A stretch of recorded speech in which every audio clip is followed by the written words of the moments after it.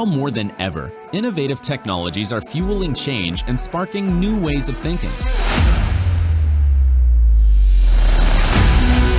Collaboration between corporations and startups is key to staying at the forefront of these trends. However, finding the right startups can be expensive, time-consuming, and ineffective. But Plug and Play is here to help. As a corporate partner, you will gain access to a whole ecosystem of innovation. Discover startups that meet your tech interests. Stay updated on the latest trends and network with industry peers. We will help you during every stage of your innovation journey, no matter where you are and where you want to go. Get in touch today.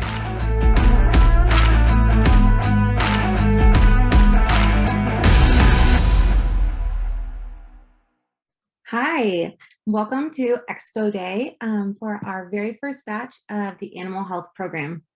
I'm Lindsay Laban. I'm the program manager here at the Topeka location where we just launched our first vertical. So we've got a great agenda for you guys today, packed with a couple keynote speakers surrounding sustainability, knowing that that is one of the biggest topics in our industry right now. And we've also got kind of a hybrid event going on. So we've got half of our team out at the golf tournament with BioKansas. We teamed up with BioKansas to kind of collaborate and partner and explore our networking opportunities with them. So Stephen and Bhavna are out there. So we're doing a live viewing over their lunch break. So we get those exposure for not only for our program, but also for just our startups in general. So just a few housekeeping items. After each pitch, we'll have a brief Q&A session. So please utilize the Q&A function if you have any questions for our startups. We will also be launching a poll asking about if you'd like to connect with them. So if you would like to learn more about that startup and connect with them, we'd be happy to make those introductions. Just click yes, and we will make those after the event. Next, we'll hear from Stephen. He's out at the golf course, but I didn't trust the Wi-Fi. So I actually had him pre-record it just in case to make sure that you guys were able to hear from him. Good morning, and welcome to Plug and Play Topeka's first ever Animal Health and Ag Tech Expo, where we will be showcasing the graduating startup companies from our first cohort. I would like to first take this opportunity to thank our founding partners and board members, Cargill, Hill's Pet Nutrition, and Evergy, for helping us create the foundation and bringing together the industry's most forward-thinking innovators. And with the support from our counterparts at Greater Topeka Partnerships, we are continuing to bridge the gap between the Heartland and Silicon Valley. Our vision behind creating a world-leading animal health and ag tech platform started over 2 years ago when we sat down with John Ketty from Security Benefit and Katrin Bridges alongside her team at Greater Topeka Partnerships and discussed the immense resources the region has to offer. With the 356 miles of grassland and hills known as the Animal Health Corridor, the research facilities, universities, corporations, and more, we knew we had to plant our lightning rod here in Topeka in order to take advantage and be in the center of where everything is happening. But this is only the start. Each company presenting today, a part of our graduating cohort, will remain in our ecosystem and eager to meet with each of you to make innovation happen. If you would like to be a part of this exciting journey, please reach out to myself or one of my colleagues, as we would love to share how you can get involved. We hope you enjoyed today's event, and I look forward to seeing you all soon.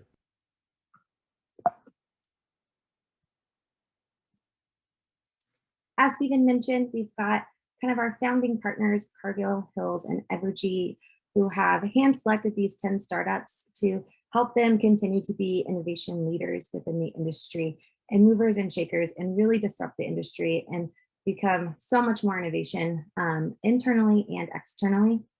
So within the first batch startup, kind of just want to give you an overview of all the great things that we've had going on. So we had 13 deep dives within these companies that led to 6 NDAs for continued collaboration and potential partnership opportunities. We had a lot of great events that were a little bit outside the box, like how to navigate plug and play from a startup's perspective. That was led by our own John Brown from StenCo.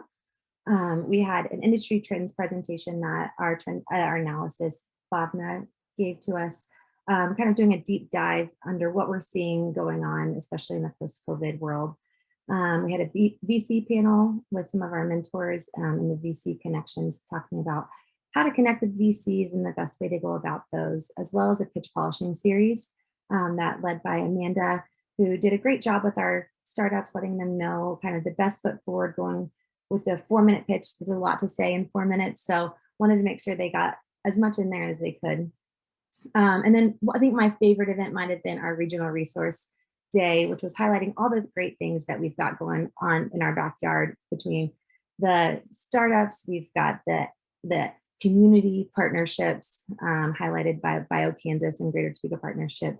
And our event today, we've got the immense resources within the universities and the systems and the government agencies that we're able to connect with here locally. And we were able to highlight those and kind of show those off, especially since we were doing this all virtual and you weren't able to come experience it here in Topeka.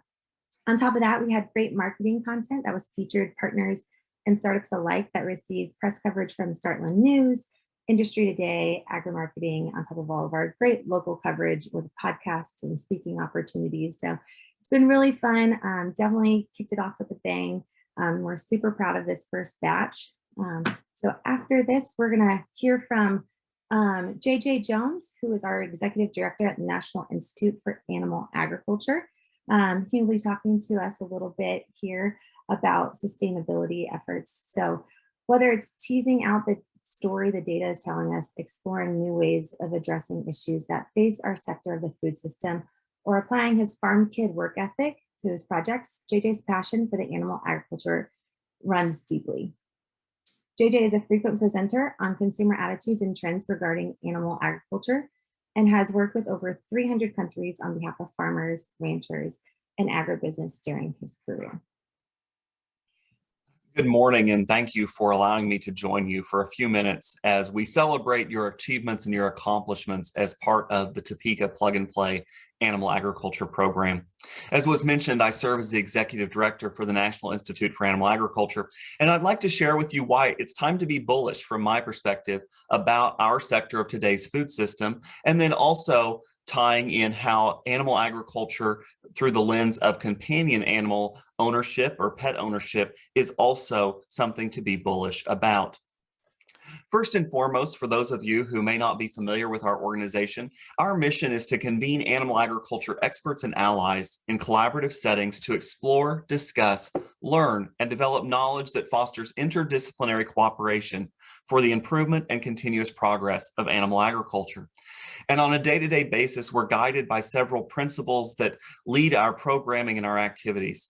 One is we facilitate dialogue within the animal agriculture industry on the most relevant and emerging issues affecting animal agriculture. We convene the leading experts and agriculture producers to deliver science-based, reliable, and trusted perspectives on the industry's most challenging topics.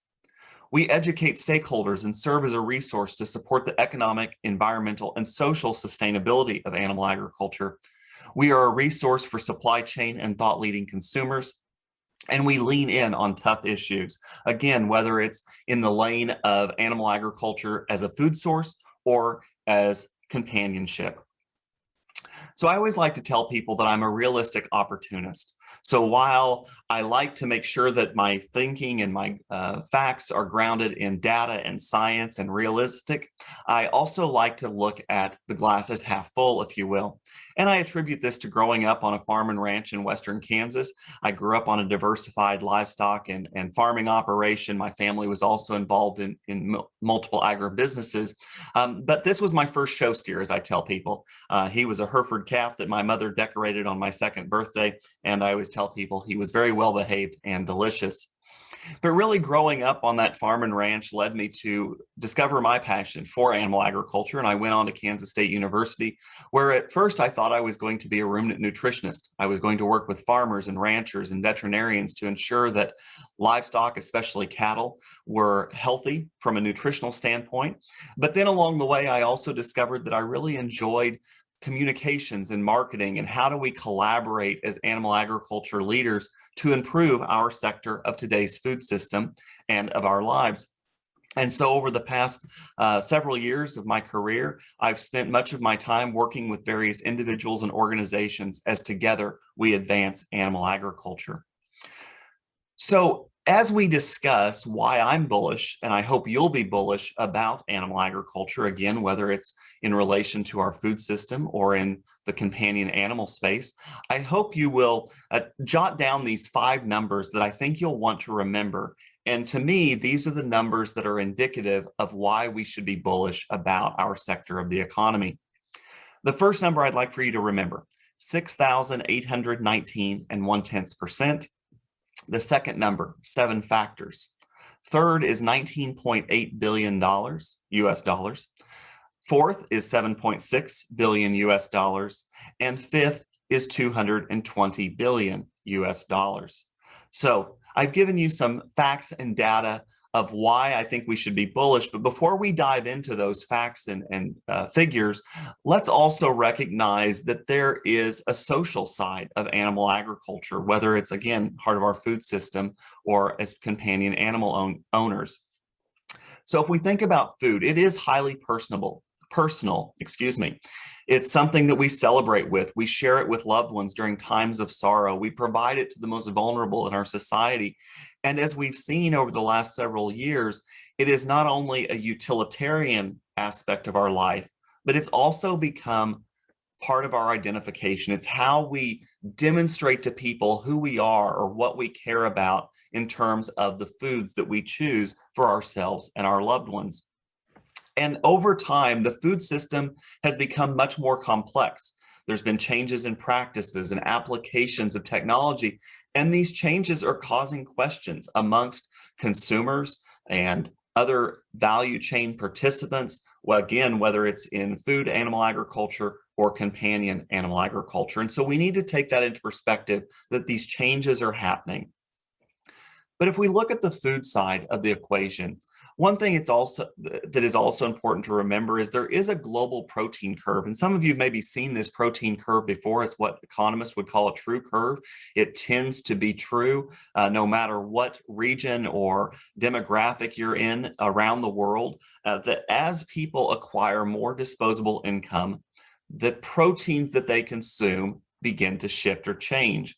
And so if we start out at the bottom end, if you will, of that protein curve, we see that in a lot of nations where consumers do not have high disposable income, their diets are primarily carbohydrate based. So they eat much more in the grains category or other carbohydrates like cassava. And as they develop more disposable income, they start to add fats and oils. So they add energy to their diet coming from those fats and oils. But then they start to add in protein as they acquire more disposable income. And they start typically with plant-based proteins, so different beans and legumes. And then as they acquire even more disposable income, they'll start to add in seafood. So especially wild caught or easily farmed seafoods that they can add just a little bit to their diet each day or each week to increase not only the nutritional aspects of their diet, but many would argue the enjoyment of that diet. And then you start to see meat, poultry, and dairy added into the diet as, again, more disposable income is acquired. And typically you start with the smaller animals, so it might be sheep or goats or pigs. And obviously, depending on various religious or cultural beliefs, there may be certain foods that are or are not consumed. But typically you start to see dairy and especially beef or bison or some of the larger terrestrial animals, be last to the diet. But that starts to be the pinnacle of the protein curve. But as I mentioned, there's been advances in technology and also in consumer thoughts and ideas and questions. And so even though this has been a true curve that is seen globally for many, many decades, if not millennia, we have a new question, and that is, where will alternative proteins fit in? So whether it's enhanced plant-based proteins or cell-cultured or other alternative proteins, where will they fit into this global protein curve? And we still don't know the answer to that, I would argue, but it is something that we should be considering. But again, we do see a true curve globally for how consumers or individuals consume protein. There's also soybean meal consumption.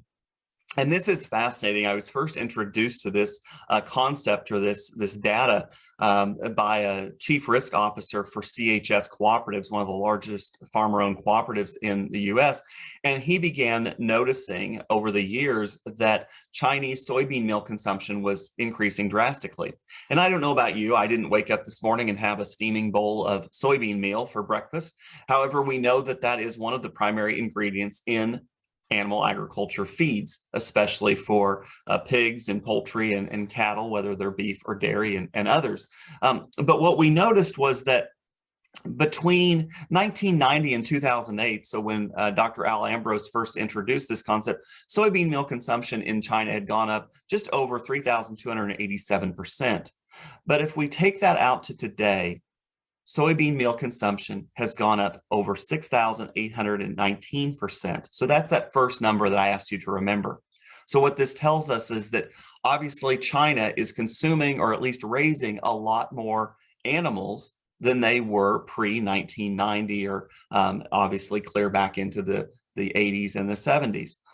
During that same time, China's population only grew 18%. So while their population had rather robust growth at 18%, you can see that their diet began to shift remarkably. In fact, protein consumption grew 379 times the rate of population. And this, I would propose, would align with what the Boston Consulting Group proposed in a 2010 book called The $10 Trillion Prize. And the premise of this book was that if you looked back in 2010, China and India over the next decade, so last year, were estimated to increase their disposable income by $10 trillion. And one of the sections of the book highlighted that one of the first things individuals do around the world when they have more disposable income is to increase the quality of the proteins or the foods that they consume. And so this is indicative of why Chinese soybean meal consumption has gone up so dramatically. Is not only was the population increasing, so there was a demand for more food, but also the qualities of food that they were consuming were going up as well. However, there are areas that we need to be watching for in some of these areas. So for example, African swine fever, that obviously has taken hold in China. And so if you look and see the downtick from 2017 to 2019, that's the reason is we saw a significant decrease in the swine population in China because of this disease. And we'll talk about how those diseases affect us all in animal agriculture, again, both on the food system and companion animal side. But then it's also thinking about, okay, if China has done that, what about other parts of the world that we know are still also increasing their middle class and or their disposable income? So there's parts of Southeast Asia, South America, India, and Africa. Together, those regions are home to over 3 billion people, while China is right at 1.3 billion. So if we consider just how much China has increased their consumption of higher quality foods, including animal-derived proteins, we can only begin to guess or fathom what an increased middle class in Southeast Asia and South America, India, and Africa will do as well. So there's one reason that I'm very bullish about animal agriculture. The second number I shared with you was 7 decision-making factors. And what we've seen, and this was a 2015 report by Deloitte that they did for the Food Marketing Institute and the Grocery Manufacturers Association, was they identified that consumers have begun to weigh a new set of factors more heavily in their decision-making process when they're purchasing foods for themselves and their families. On the left in the gray area are the traditional decision-making factors. So we tended to make our decisions about foods based on price, taste, and convenience. But now we're seeing 4 additional factors factor into that equation, if you will, and those are highlighted in blue: health and wellness, safety, social impact, so things like animal welfare, human and labor rights, environmental sustainability, and more, and also the experience that I have. And I would also propose that, as many of us know, our pets, our dogs and our cats and other companion animals, they're now part of our families. And so it doesn't only apply to the decisions we make for the foods that we and our families consumed, or our neighbors and friends and other human loved ones, but it also extends into the foods that we purchase for our pets. So we think about these new decision-making factors, and that's something that we have to be cognizant of, because it was actually Aesop who first proposed the theory of too much of a good thing. And I bring this to your attention because there were actually two psychologists out of the University of Pennsylvania, excuse me, of Penn State University, Professors Schwartz and Grant, who wanted to test Aesop's hypotheses that there could be too much of a good thing. And so these two psychologists proposed that everything could be mapped on an inverted bell-shaped curve, or an inverted U. And the idea was, excuse me, that's not an inverted bell-shaped curve, that's just an inverted U. It is a bell-shaped curve in a way, but the idea was that you could map anything to see, was there too much of a good thing? And so being in the food system, I thought, well, one of the things we really are interested in is trust in today's food system. So on the y-axis, you can see I have it labeled no trust at the bottom, on up to complete trust at the pinnacle. And then across the x-axis, I labeled it as scarcity of food to abundance of food. And so this could also, it could not only be scarcity of quantity, but also quality or safe and wholesomeness, etc., to abundance, an abundance of safe and nutritious and quantities as well. And I would propose that Aesop's hypothesis and the Schwartz-Grant inverted U works, because if you think about it, if there's scarcity of food, if you don't know where your next meal is going to come from, or you don't know if the foods that you are providing to you and your loved ones are safe, you're not going to have very much trust in the food system. But as you move towards an abundance of safe, wholesome food, your trust begins to increase. But then we hit a tipping point where there are so many choices and there are so many labels out there that it causes questions. And so that's what we've actually seen in today's society, I would propose, is there are so many choices out there that it's starting to confuse us as consumers. And so that's something we need to work on as food system leaders, again, not only for human foods, but also the pet foods that we feed our companion animals, even the feeds that we feed our livestock. So as I begin to wrap this up, I always like to look at things kind of through a SWOT analysis. So if I do the SWOT analysis, I'm still extremely bullish on animal agriculture. The first strength that we have is we do produce a highly desired food, both physically and mentally. We as human beings have a desire to consume animal-derived proteins. Part of that is it is inherent to our nutritional needs. But part of it also is a cultural signal to others that we have the affluence, the ability to consume a very high quality food product. It is a complete protein. So it provides many of the amino acids and essential vitamins and other nutrients that we need to lead a healthy and active lifestyle. We also have a rich global history. For millennia, the care and compassion shown towards the raising of livestock for your own family and your neighbors and your society for a food source, and also having companionship, is part of what makes our society what it is. And so we're going to, in my mind, continue to build upon those strengths. If we even narrow down to companion animals, we know that there's research that demonstrates improved mental health when you have a pet or you have an engagement with a cat or a dog.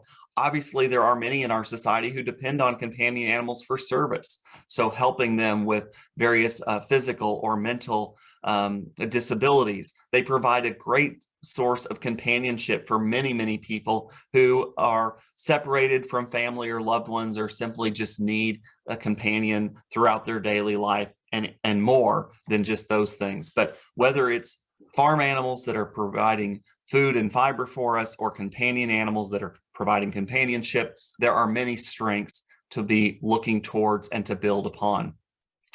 However, we do have some weaknesses that we need to address. From the animal agriculture industry perspective, in aggregate, we tend to be a late adopting industry sector. So we tend to sit back and wait to see if a technology or a new way of doing something is going to be beneficial. So we have to figure out ways to be maybe not the bleeding leaders, but at least more early adopters as opposed to laggards or late adopters. We still are very highly segmented and fragmented. So whether it's by species or by sector of the value chain, we tend to not always collaborate as much as we could so that we can, again, build upon our strengths, take advantage of various opportunities, and work to mitigate those threats that are there. We tend to be very scientifically and economically minded. As we talked about, whether it's the foods we're consuming or the animals that we have for companionship, that is more of a social science conversation. And so we need to be better at engaging in emotional conversations with consumers and with fellow pet owners and farmers and ranchers, et cetera, because again, we tend to focus on the science and economics while we also need to focus on the social and societal benefits of animal agriculture. If I think about opportunities, we have an opportunity for even greater investment. And this is where the third, and fourth number that I wanted you to remember come in. So in 2019, I haven't run the numbers for 2020 yet, but in 2019, there was a little over $19.8 billion invested in food and agriculture, innovation, and technology. Of that, only $7.6 billion was invested, if you will, at the farm level. So in technologies that are specifically helping farmers and ranchers. And if we even segment that 7.6 billion down further, the vast majority of those dollars went more towards the crop side of the equation. So more towards our oil seeds and grains for both human consumption and livestock feed. So there's a tremendous opportunity to see increased investment in animal agriculture, innovation, and technology. And that's why I'm so glad that the Topeka plug and play activity and initiative is taking hold, and that you all are taking part in that, because there is an opportunity for greater investment. Again, we know that we have a rich history as consumers, as society, in consuming animal-derived proteins, and we need to continue to give consumers permission to enjoy those proteins, to ensure that they feel that those animals have been raised humanely, that they are part of an environmentally sustainable system, and that we are doing what we should do for not only humans, but the environment or the planet and animals all at once. We also have an opportunity for greater collaboration, especially in pre-competitive areas. And in my mind, these are areas like food safety, animal welfare, combating antimicrobial resistance, being better stewards of our environment, and more. So how can we work together as animal agriculture leaders on these pre-competitive areas? If I look into the threats that we need to be prepared to mitigate, one is we do at times have a loss of social license and therefore a freedom to operate. So as more consumers have questions and concerns about animal welfare or environmental sustainability and other factors that are important to them and society at large, we need to make sure that we're having not only the science-based conversations, but more importantly, those emotional or psychological conversations so that we can maintain and hopefully enhance our social license as animal agricultural leaders. We know that climate change is happening. And that is obviously going to affect where we can raise various crops and where we can grow different crops and raise different livestock, et cetera. So we need to be thinking about how do we mitigate the threat of climate change. The final number I have for you is $220 billion. It's estimated that every year over $220 billion is lost due to zoonotic diseases that we need to eradicate or at least mitigate, like African swine fever.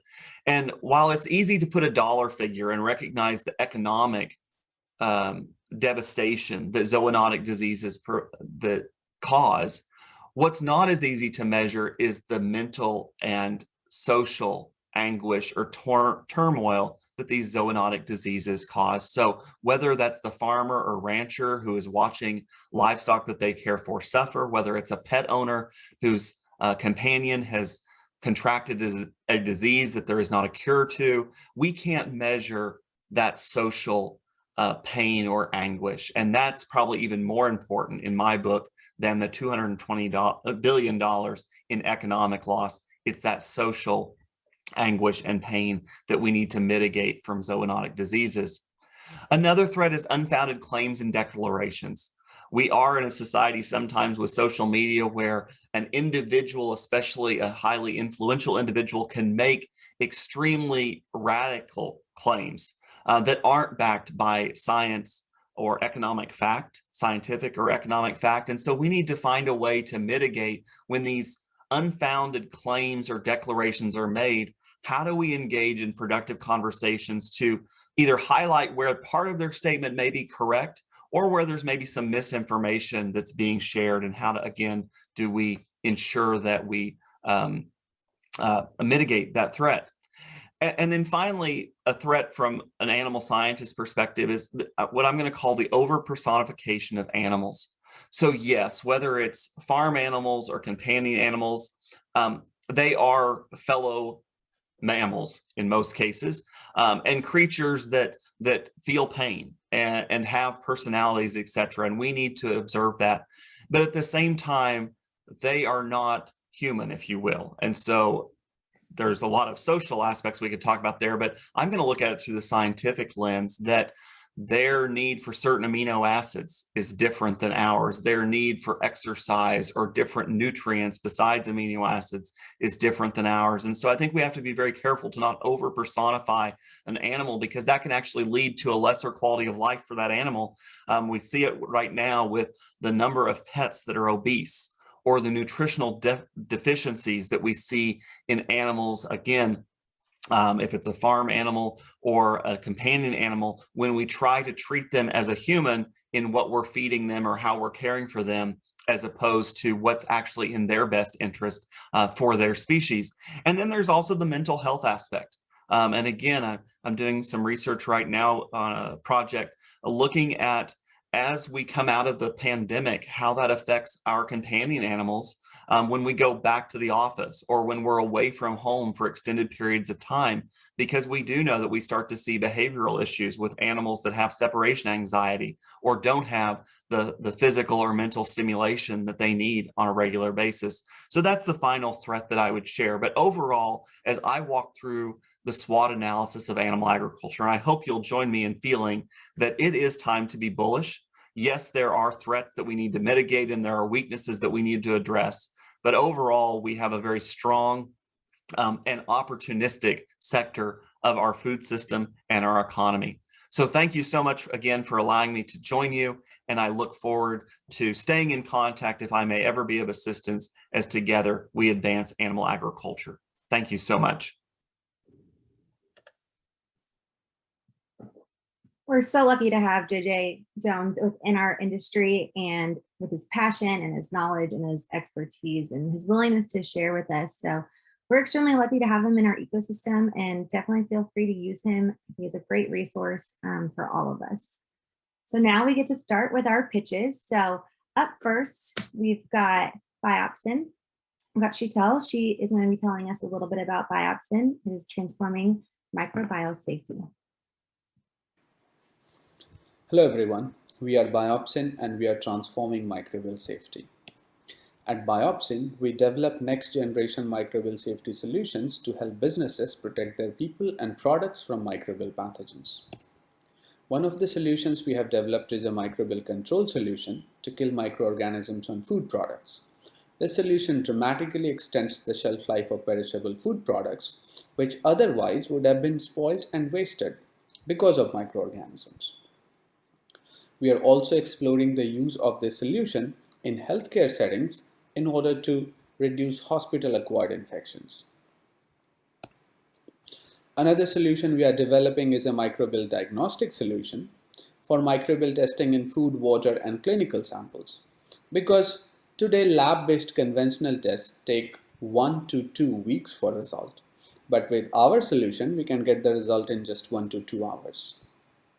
So why are we doing this? Well, the problem is that the current microbial safety methods, which involves control and diagnostics, these methods are fundamentally over a century old and frankly outdated. For instance, microbial control involves the use of harmful chemicals, has limited efficacy, and microbes are becoming resistant to these methods of killing. On the other hand, current lab-based diagnostics is dangerously slow and takes 1 to 2 weeks for results. In fact, because of these inadequate microbial safety measures today, 1 in 10 people fall ill every year and at least 10 people die every minute because of exposure to pathogens. And businesses lose hundreds of billion dollars over microbial safety. And the only solution to this problem is to invent and develop next generation of microbial safety solutions, and we are doing just that.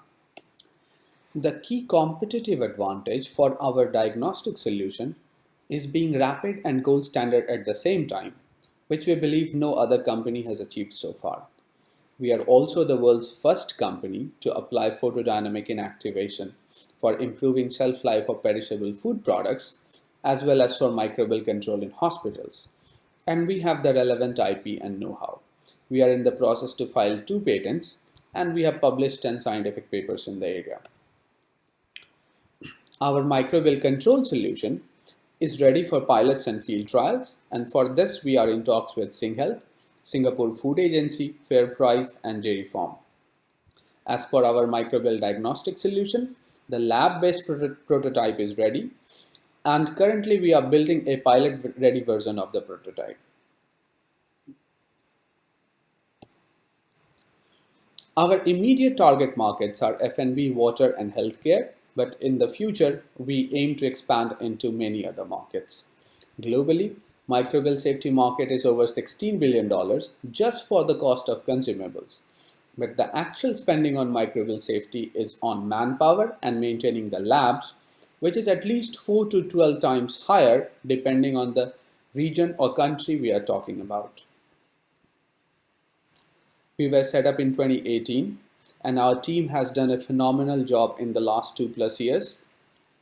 We have a vast experience working with industries and government agencies on their microbial safety needs, and we have published numerous scientific papers in this area. We have developed a state-of-the-art lab with a BSL-2 facility and a hardware prototyping facility, and this enables us to do all the R&D and prototyping entirely in-house. Previously, we have raised $180,000 from EF and Hacks, and we are also the winner of Livability Challenge from Temasek, which won us an equity-free grant of $480,000. Currently, we are in the process to raise $500,000, and we are actively seeking collaborations for pilots and early adoption of our microbial safety solutions. F&B and healthcare is just the beginning. We envision that our solutions will fundamentally change microbial safety across industries, and we urge you to join us in this journey to bring these solutions to the market. Thank you.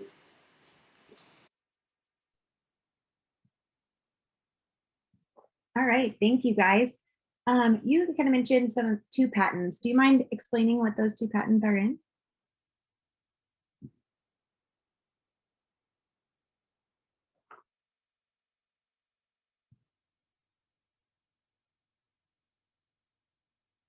Are you guys there?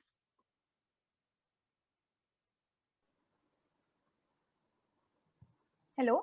Hey, so you hit on a couple. You said you mentioned 2 patents. Do you mind explaining what those 2 patents are in? Yeah, so our first patent would be for the microbial control solution. So the entire design of the solution and our proprietary technology by which we, kill various bacteria, virus, fungi, environment. That would be our first patent. The second one that we said would be on our microbial diagnostic solution. So it's a complete end to end from how we extract bacteria from a complicated solution, from a complicated food matrix to how we are analyzing and results whether the bacteria was present or not. And some of those industries, those adjacent industries that you guys are looking to move into, about how long until you guys will be ready to move into some of those? Yeah, so our control solution, we are actively looking for collaborations and pilot in that area. Diagnostic solution, we have base services right now, but the user-friendly version would take around 8 to 10 months to build. Right. Well, thank you guys so much for joining us. I know it's late there, so go get some sleep now. Thank you so much for having us. Yeah. Thanks. All right, next we've got Darren from NanoSpy. NanoSpy develops rapid detection biosensors for economical in-field point-of-use diagnostics without the need for sample labeling, pre-enrichment laboratories, or environmentally hazard agents. Hello, my name is Darren Heisterkamp, president of NanoSpy. Today I'd like to introduce our rapid detection biosensor platform with a close-up view of one application in foodborne pathogen detection. Our target here is food poisoning, which affects 1 out of 6 people in the US every year. That's about double the number of people who've been affected so far by COVID-19. 2 bacteria, Salmonella and Listeria, comprise 42% of the estimated economic impact of foodborne illness. This is a potential $35 billion cost per year to society in healthcare expenses, lost productivity, and loss of life. In the recent decade, food recalls because of Listeria were up 70%, and food recalls for Salmonella were up over 500%.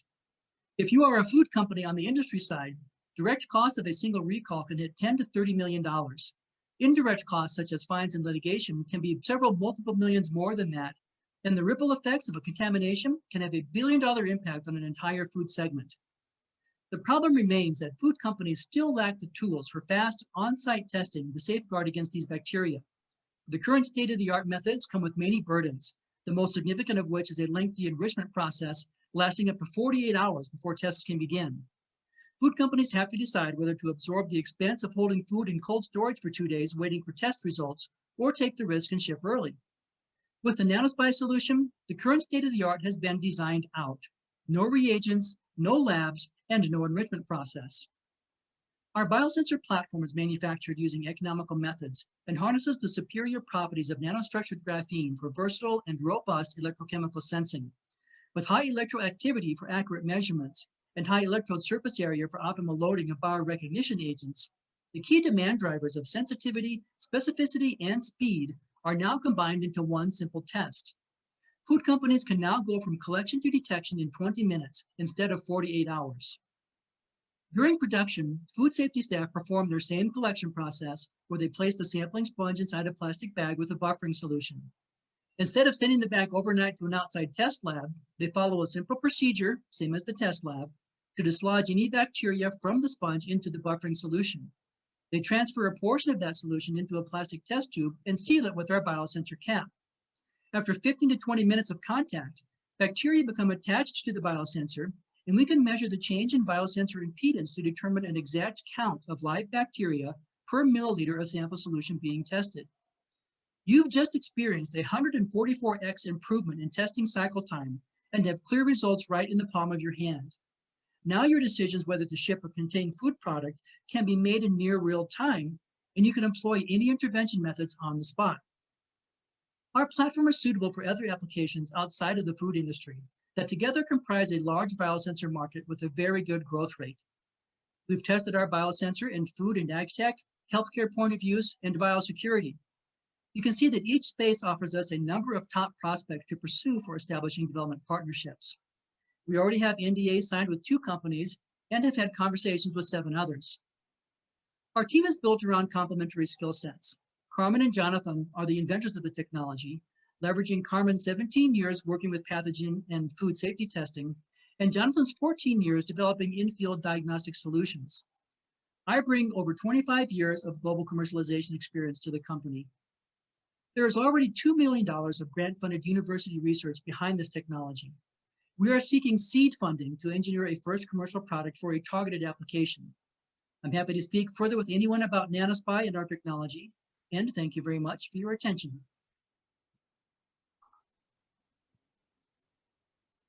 Thanks, Darren. We are so lucky to have you. I know it's been a long time coming for you guys. Kind of so many industries that you guys are able to work within. Kind of tell me how you like to work with corporate partners. So we're looking for the opportunity to work hand in hand with a corporate partner that can benefit from the solutions provided by our biosensor. They have a particular point of need or a particular problem they're trying to solve. And by working hand in hand with a corporate partner, we can be assured that the biosensor development is done in a direction that provides them that value and provides both of us that economic opportunity that we're looking for. It really goes a long way to make sure that you're making something that your market wants, as opposed to perhaps not quite fully understanding what it is behind the need that's driving the demand. Yeah. I mean, I didn't realize how many people have been affected by food poisoning. I know that's, I, for one, have had a bad experience and will never go back just because it ruins you so much. But do you have any case studies that you guys have? There's a number of applications that we've tested with some particular prototypes that deal with pathogen detection, but also that have done some in the ag tech side on animal health, that have tried to detect something called cytokines, which is a measure of immune response. And we've also done detection of organophosphates, which that can often be used in chemical weapons. So we've done some prototype experience with each of those, and the results have been documented and are publicly available. Great. Well, thank you so much for joining us. We've been lucky enough to get to know you and excited to see where NanoSpy goes. Great, appreciate it. Thank you. Up next, we've got reports from Nutrivert. Nutrivert is developing non-antibiotic replacements for antibiotic growth. At Nutrivert, we see a huge opportunity to help animals and help people, and to help the rainforest all at the same time. It all comes down to a new treatment for animals. Nutrivert helps animals thrive just the way antibiotics do now. That's good for animals, and Nutrivert will replace antibiotics in the food supply, which is good for people, because antibiotics in livestock create resistant diseases that jump from animals to people and then can't be cured. And because animals will be thriving, they'll gain more weight on less feed. If animals need less feed, farmers need less land, and fewer rainforests get cut down. We've made it our life's work to help animals. I've worked as a business person in the animal health industry on the Nobel Prize-winning medicine ivermectin, which protects animals against parasites. I've spent my career first as large animal veterinarian, then in academia, all the time protecting livestock from bacterial infections that keep animals from thriving. In 2013, Dame Sally Davis, the UK Chief Medical Officer, said there's a ticking time bomb out there. Bacteria become more and more resistant to antibiotics. Twice as much antibiotics are used in animals as are in humans. The problem is livestock bacteria are very good at adapting to their environment. Under pressure from antibiotics, they are rapidly evolving to resist the antibiotics. Drug-resistant germs like methicillin-resistant staph or MRSA are jumping from animals to humans, and people are actually dying from diseases like MRSA. Everyone knows that COVID-19 jumped from animals to humans and killed hundreds of thousands of people. The UK government has predicted that antimicrobial resistance, or in short AMR, will kill by the year 2050 almost 100 times as many people as COVID-19 is predicted to kill now. We started in a room over a garage in 2016. We knew that antibiotics helped animals to thrive, but there was still a mystery. Antibiotics helped animals to thrive even when you gave them at doses that were too low to cure disease. And so for 65 years, the veterinary profession all agreed on two things. Antibiotics work great to help animals thrive, and nobody knew how. So something else had to be going on. Something that antibiotics did, but that didn't involve curing bacterial disease. And then a light bulb went off. If what was happening didn't require antibacterial activity, maybe we could help animals thrive just as well without antibiotics at all. We realized the secret is in the gut microbiome. Bacteria, some more than others, contain miracle substances that can calm the gut. They are called postbiotics because they come from the bacteria. So we tried a postbiotic compound that was already approved to treat cancer in kids. We gave it to pigs at an independent research center, and we waited with bated breath for 6 weeks to see what happened. And the results were amazing. The pigs were happy and healthy and grew faster on less feed, and they never got antibiotics. If we add our Nutrivert postbiotic to all the pig and chicken feed in the world, those animals will need 30 to 60 million tons less feed, a $12 to $24 billion value. Nutrivert can capture a third of that value with an 80 or 90% margin. So with Nutrivert, we think everybody wins. Farmers stop using antibiotics to promote livestock growth, but their livestock still thrive. Less forest is cut down to grow animal feed crops. And you reduce the jump of incurable diseases from animals to humans. Join us.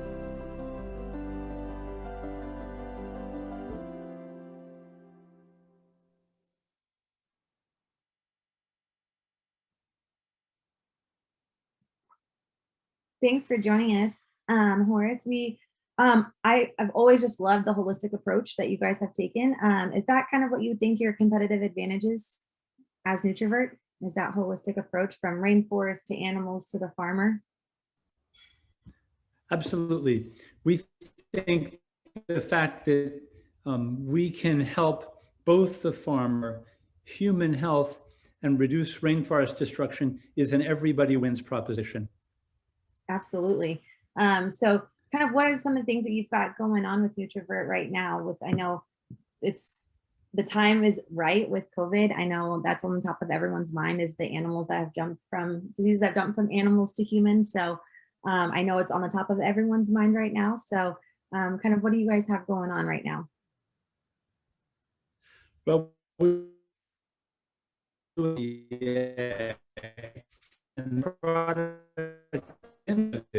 and we most to be able to setting up a study for the life of the pig, that is to say, a whole life study for the pig to reproduce the great results we had in nursery animals. We're very happy that after we finish the pig program, we can move on to broilers and beef cattle. Well, thank you guys so much. We are excited to see what comes of Nutrivert and helping the holistic approach that you guys have taken. So thank you guys so much. Thanks, Lindsay. Next, we've got Hillary from OBI. OBI is Digital Pet Health and Wellness. One day, as I approached my regular hill climb with my Muttweiler and dedicated running buddy, DJ, he just stopped. He would not budge. I got worried. Was he hurt? Was he sick? So I took him to the vet, and the vet gave a simple diagnosis. Your dog is fat. Well, it turns out that DJ was not alone. More than half of dogs and cats are overweight today, and that means they probably won't live as long. They have a lower quality of life, and parents end up paying for expensive health problems linked to being overweight, like diabetes and arthritis. And the worst part is a lot of it can be prevented. The vet was right. When I succeeded in helping DJ lose 10 pounds, I got my DJ back. So I decided to found OBI Digital Pet Health and Wellness. Like DJ was for me, pets are the new kids, and 39% of their parents are millennials. They're focused on their nutrition just as much as their own, and they want guidance on what and how much to feed their pet. They love the advice from a veterinarian, but they often don't ask, and so they end up going online where misinformation and bias is rampant. There are a lot of new pet parents out there. 9 million first-time pets were adopted during the pandemic, and 8.5 million were second additions to the home. The challenge with having a pet is they can't tell you what's wrong, and by nature, they hide illnesses. So the earliest sign that a parent will get that there might be something wrong is a subtle change in eating and drinking habits, and that may be the only sign. The solutions that are out there to help monitor pet nutrition and help feed your pet the correct amount are simple, narrow solutions that don't monitor outcomes and don't make recommendations for you. Enter OBI. We are a holistic pet health and wellness system, and we do 3 things, but we have a lot more planned. One is we make a personalized feeding recommendation, and we guide you're feeding. So as you place the food into the bowl, it turns green when it's the right amount, red if there's too much. Just take some out until it turns green again. And 3, we monitor and record and report on real-time consumption for both food and water. So you can share the data with your vet and you can see the trends over time and when they change. We are revenue positive and we have over 600 paying customers. We also have patented IP. Our seasoned team is really ready to scale and we really enjoy working together. Pavel and I have worked together for more than 3 years and we hope that you'll join us in achieving our vision, which is to apply AI and ML to the data that we're collecting so that we can improve diagnosis and enhance health outcomes. We're raising $5 million to date, and that is to finish our 2nd generation software and to scale rapidly. We'll hope you join us on our journey. I'm Hillary, we're Obi, let's talk. Well, thanks, Hillary, for joining us. I definitely did not know that animals hid their illness, and the first sign was eating and drinking, because I feel like that happens most of the time when I'm at work or even asleep. And so now I feel like I need to track just what my Sadie girl is drinking, because I don't even know where to start with. But so it's great to hear those little tidbits. So is Obi an app that someone can have on their phone, and so they're able to have it at the palm of their hand? It's a Wi-Fi connected smart scale that has a bowl that is dishwasher safe, that's made of BPA free plastic. And it connects to the cloud, which connects to our app. And so our app is what displays all of the information about your pet. And that's also what we use to gather the personalized information that we need to make a personalized feeding recommendation. So you tell us their breed, their weight, their activity level, what you feed them, and then we make that personalized feeding recommendation for the specific kilocalories that they need on a daily basis. And then that gets stored in the base of the bowl. Okay. So then we're able to take that information, and it's not only peace of mind for the pet parent, but then they can also share it with their vet. I think I heard you say as well, correct? Yes. Mm-hmm. Perfect. And then I know you're doing a funding round. So what does scaling look like for you guys? Well, scaling looks like, it is, we have the steel tooling, we are ready to, and we have our final design for manufacturing, and we are prepared to, once we finish our next gen, our 2nd gen software, launch into millions of units of production. Of course, we anticipate that that'll happen gradually, but we're ready for that. In addition to that, we have a big product roadmap, and we're excited to implement that. Wonderful. Well, thank you. I'm going to go order mine right now that I want peace of mind for my Sadie. It's a pre-order right now. So. That's fine. Hey, I'll know that I've got it. Yeah, obidog.com. All right. Thank you so much. Thank you. All right, next we've got Chris with Resilient Biotics. Resilient Biotics is a platform microbiome therapeutics company developing microbiome-based solutions to combat respiratory infectious diseases in animal and human health.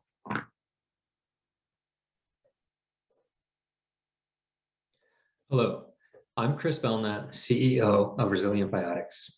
Resilient is a platform company developing novel microbiome-based products for respiratory applications in animal and human health. If you're unfamiliar, the microbiome is all of the microorganisms that colonize host tissue inside and out, and optimization of these communities can promote host health. We focused on a critical need and market opportunity for non-antibiotic preventative strategies to control major respiratory diseases. In production animal systems specifically, respiratory diseases cause extensive mortality and are the primary reason many animals receive antibiotics. New preventative strategies are needed to reduce antibiotic use, address complex infections, and combat the growing threat of zoonotic diseases that are dangerous to both humans and animals. Our solution is to develop live biotherapeutic products designed for respiratory tract systems that combat infectious pathogens. In other words, we provide healthy organisms back to the host to stop disease. We've built a discovery platform that enables deep understanding of host microbiome systems, assembled proprietary respiratory databases and strain collections, and designed unique mixtures of microbial consortia to optimize respiratory health. Our proven lead discovery platform begins with deep genomic databases that we generate in-house and that we then analyze with proprietary machine learning-based algorithms for identification of microbiome therapeutic leads.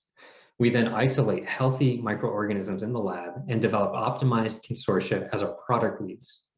And finally, we validate these consortia in lab functional assays and in vivo studies to generate robust mechanism and efficacy data. Our platform enables us to rapidly go from product discovery to lead testing in 6 to 12 months.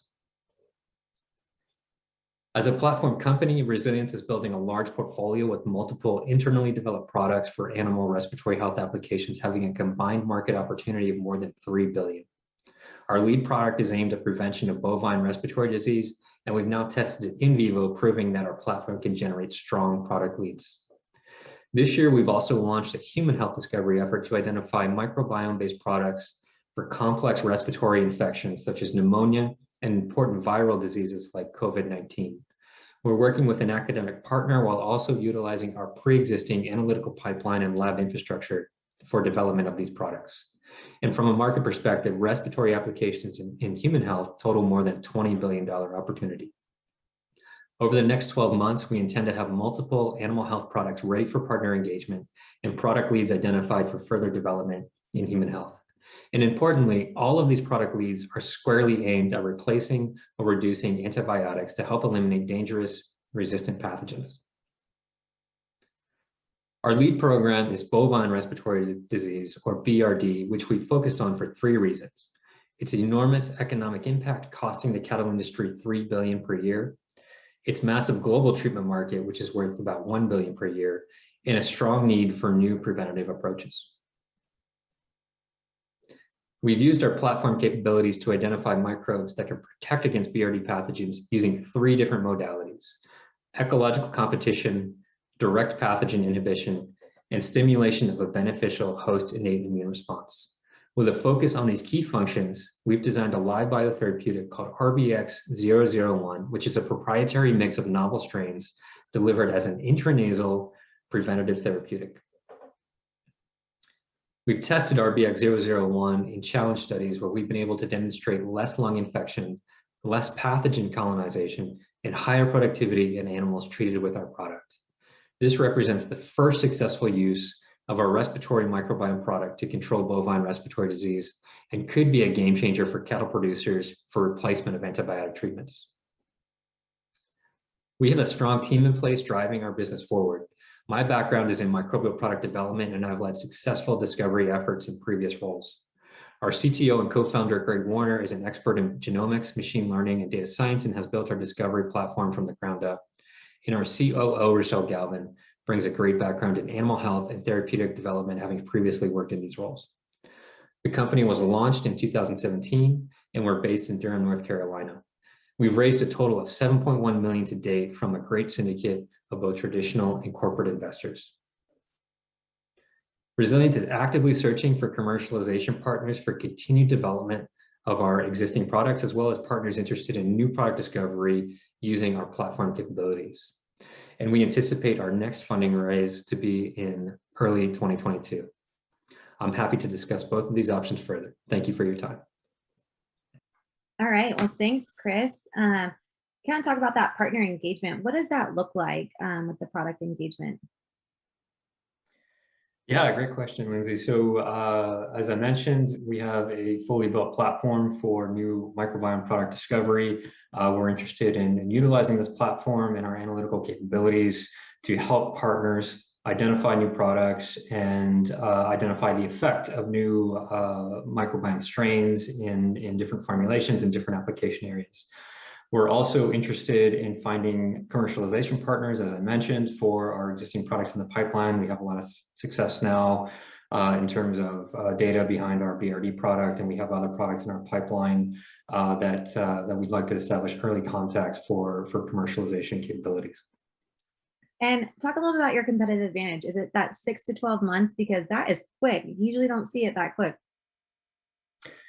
Absolutely. So what we've built is essentially a discovery machine that allows us to process data very rapidly and then test hypotheses in the lab using targeted assays, which we have optimized and verified or validated. So yes, it is quick, but we've proven this out now in several different new applications that we've worked on, where once we get the data in-house, we can process that data, identify new leads, test those leads quite rapidly.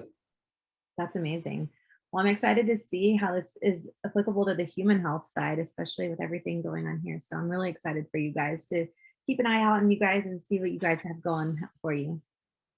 Great, thanks, Lindsay. Thanks. Next, we've got John from StenCo. StenCo's patent pending barrier coating system blocks oxygen, is cost effective, and is biodegradable. Hello, my name is John Brown. I'm founder and CEO of StenCo. We founded StenCo in 2019 to address an existential threat to our planet, one in which we've created a crisis of convenience fueled by plastic.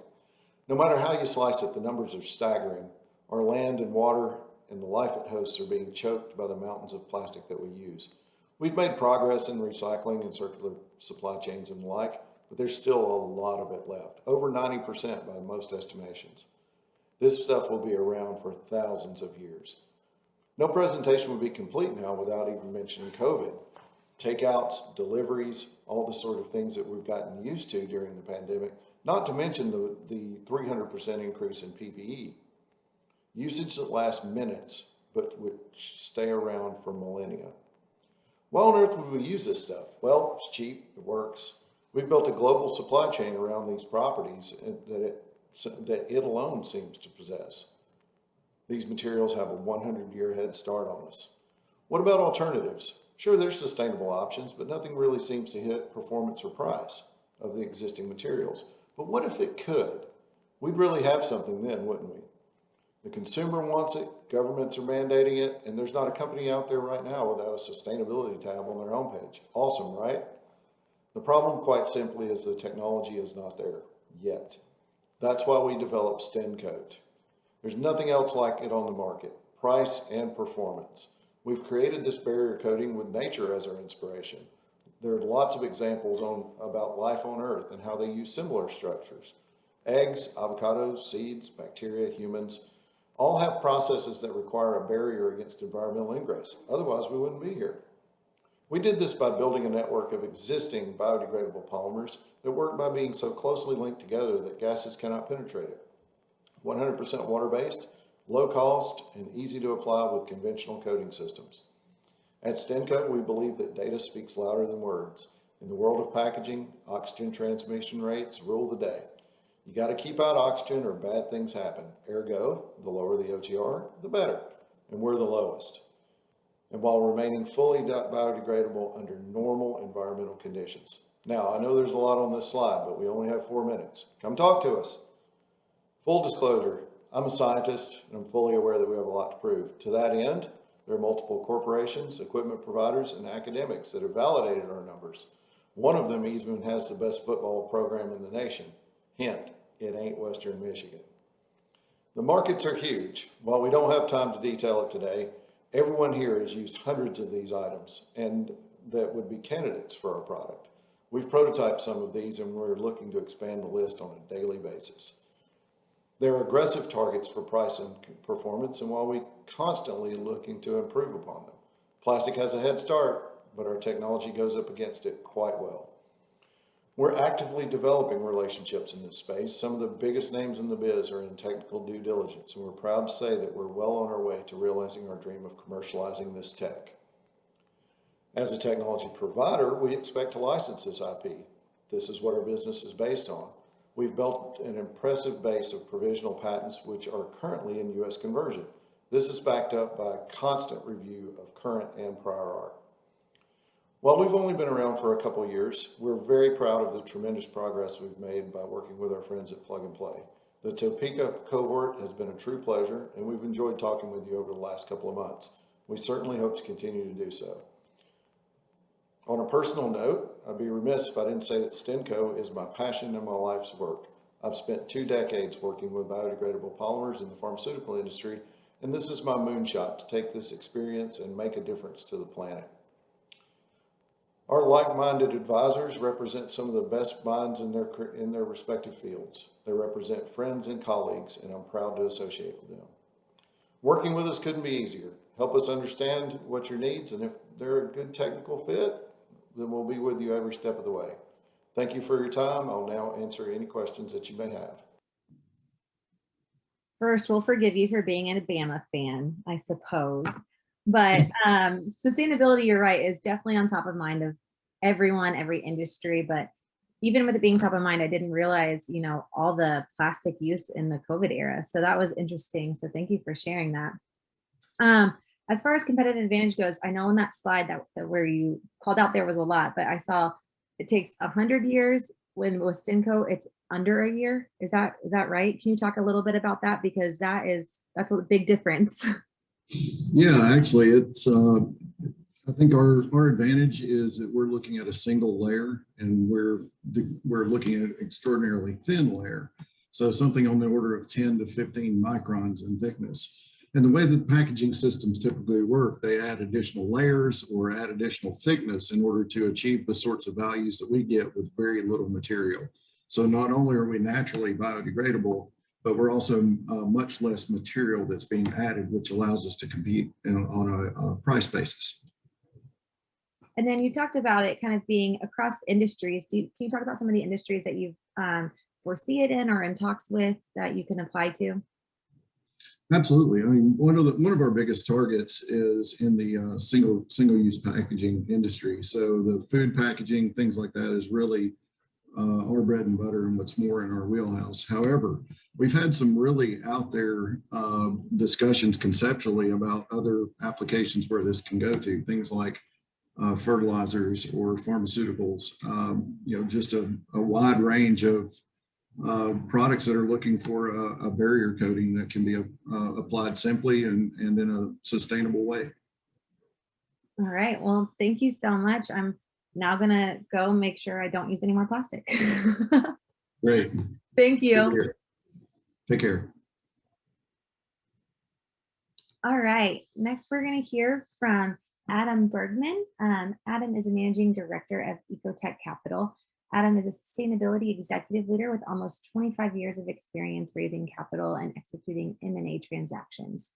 Adam is recognized as a leading subject matter expert and is a frequent speaker at industry events and publisher of articles on sustainability. He has extensive transaction experience working on financing and M&A globally, including deals in the ag tech and food tech, biomaterials, energy efficiency, energy storage, industrial IoT, mobility and transportation, renewable energy, smart grid, smart water technology sectors. We actually got introduced to Adam through our sister program out in Fargo with the Ag Tech. So kind of fun to show off how we at Plug and Play are able to rely on each other and work together, and kind of that collaboration that is so special with Plug and Play, and it's exemplified right here. So we'll hear from Adam next. Hello, I'm Adam Bergman, Managing Director of Ecotech Capital. I'm here to speak to you today about why sustainable technologies are finally poised to win. First, I'd like to thank Lindsay Laban and the team at Plug and Play Topeka for inviting me, as well as the team at the Topeka Expo Day for the invitation to speak to all of you today. I'm looking forward to giving a presentation on a topic I think that you will find interesting, and I hope that it would give some perspective on what's happening in the world today. So first, I need to go through the disclaimer that I am a registered representative of Finalis Securities, which is a member of FINRA and the SIPC. So people often ask, what does Ecotech Capital do? Ecotech Capital is an investment bank that works at the intersection of climate change and technology innovation.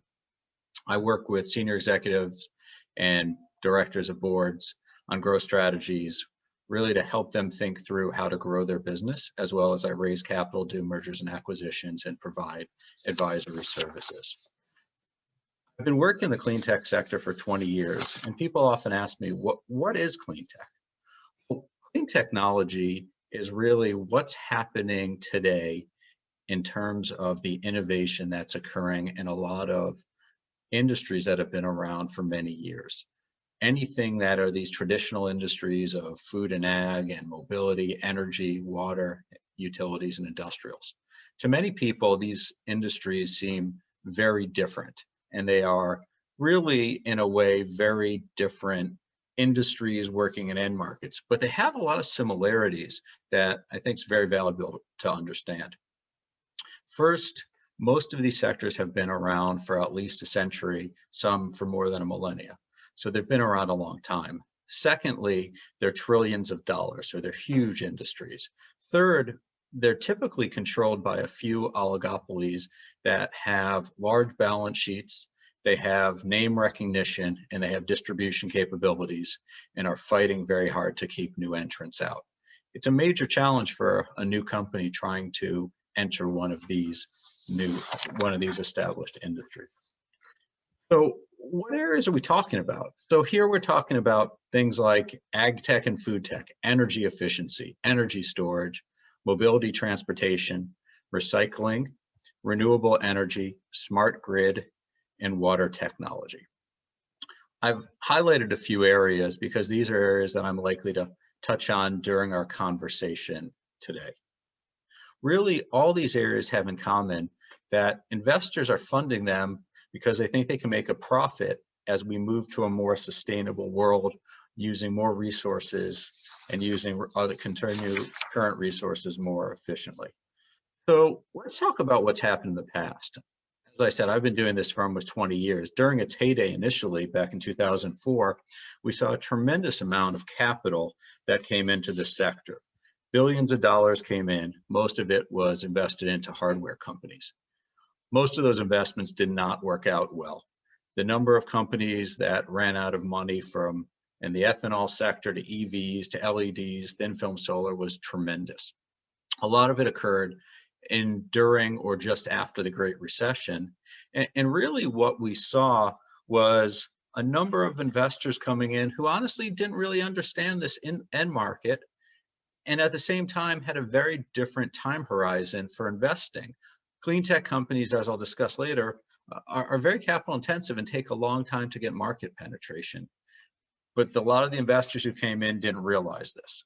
So what we saw was a real big challenge where a number of companies came in, tried to build businesses, raised a lot of money, and unfortunately failed. They also didn't realize, the investors, that these are companies that are selling to other businesses rather than consumers. This is a very different business than the internet or social media, and people didn't fully understand that, and it led to lots of challenges over time. So what we see today is a really different world that's happening. Since about 2015, there have been significant interest around sustainability. I like to tell people from about 2004 to about 2009, there was a steady increase of interest in sustainability. And really what happened after the Great Recession is people focused on economics, and sustainability fell to the background. And really for 5 to 7 years, there wasn't much interest. But since 2015, we've seen an increasing interest globally around sustainability, whether it was the Paris Climate Accords or initiatives in Europe, China, other places in the US. There's also been an increasing amount of weather events that I like to say we're having once in a generation event every couple of years. So the weather's changing. And then there's also been a change in how consumers, businesses, and governments are approaching this. And all of this is driving change. That being said, I wonder when we look back a decade from now, whether what happened in the past week will be a catalyst for real change. What we saw on the same day was a Dutch court ordered Shell to cut its greenhouse gas emissions by 45% by 2030 to levels not last reached in 2019. And on the same day, sustainability activists got at least 2 seats of their own candidates elected to Exxon's board. These are tremendous changes that I think people couldn't imagine happening just 2 or 3 years ago even. So we're seeing that occur. At the same time, a lot of these technologies are going to a point where they've been around for a decade or more, and they've started to scale and get their cost structure down and now can be competitive. And that's a real change. Previously, a lot of the problems with a lot of technologies where they were early stage and they were not in a position to get market adoption quick enough. So that's a big change that's going to be very strong for adoption in this sector. Additionally, we're seeing other changes that are occurring. First, we're seeing more companies today focusing on software and services, or a combination of software, services, and hardware. Most of the Clean Tech 1.0 funding was invested in hardware. We're seeing development of AI, blockchain, data analytics, and other software solutions that are actually increasing efficiency of the current product. So it's not just hardware technology now, it's how do you use that hardware more effectively and create more efficiency. Another change that's happened in the last couple of years is we started to see the beginning of M&A activity, which is really important because it's providing finally an exit for investors. That's particularly active in areas from ag tech and energy storage and electric vehicle and charging infrastructure, energy efficiency and smart grid. Other areas haven't seen M&A start yet, but we should expect that to occur in the next few years. And then we're also seeing more strategics getting involved in these acquisitions. And that's really important because in Clean Tech 1.0, one of the big challenges were a lot of these strategics just did not believe in the technology yet. They didn't see it as economic and they weren't ready to get behind it. So we're seeing that change occurring as well. What I would say is the biggest change from my perspective is we've seen a whole new class of investors coming in. The people that I spoke to pre-2010 don't invest into the sector anymore. It's a new class of investors focused much more on the long term, whether they're clean tech focused VCs or ESG and impact funds, family offices, or sovereign wealth funds. It's a big change of investors looking long term. Additionally, we're seeing more and more corporates looking at the sector, whether they're in energy or food and ag industrials, technology even. We're seeing investors looking to think about the innovation that's happening here and looking at the long term of what's going to happen. Additionally, the new investors coming in have a better understanding of why Clean Tech 1.0 failed and are very focused on ensuring that they make investments in a different way to ensure success. So I think we're getting to a different point today focused on business models allow companies to scale more rapidly and achieve commercial adoption without having to raise the tens of millions, if not hundreds of millions, that was needed initially. So what else are we seeing? Well, the other big trend we're seeing right now is public markets are embracing clean tech companies. And I can tell you, having covered this sector as long as I have, there was a period where the public markets embraced the clean tech sector from about 2004 to 2008, but it wasn't at a huge level. And quickly after the Great Recession hit, we saw a lot of those stock prices drop to very low amounts and a number of companies go bankrupt. But something different's happening today. What we've seen really in the last couple of years is a tremendous amount of capital getting invested into sustainable assets. You're talking about a growth of 42% over a small amount of time, and having that much capital going into the sector is impacting how investors are thinking about sustainability. It's also interesting to think that 33% of all assets under management now are focused on sustainability as well. So we have a sea change occurring.